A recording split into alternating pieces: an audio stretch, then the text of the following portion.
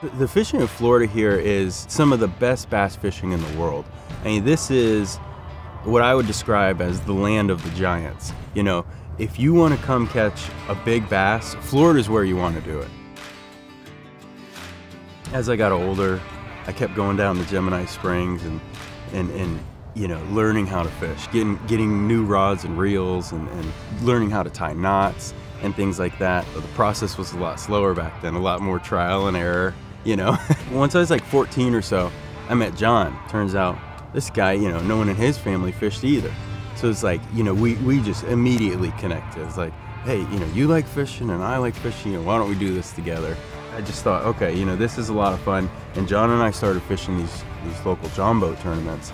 And I think we won like 50 bucks in our first tournament. And we were like, holy crap, like we just won 50 bucks. There's something about getting out there and being alone in the boat. It's just this disconnect from the world. You know, there's so much going on around us, and especially now with social media and our phones and the calls. And you know, there's something about going out there and just trying to figure out how to catch these fish. What are they thinking? Because really, you have to think like a fish. You know, when you want to catch fish, you got to think like them. What are the conditions? You know, what's going on? Boat positioning is everything. And I position the boat from the trolling motor. And so, you know, my power system, the way it's ran, the connection, all of that has to be secure. I check it regularly. I want the maximum amount of power that I can possibly have. Since I've been running Battleborn, I haven't had a problem. And not only that, but the batteries don't die.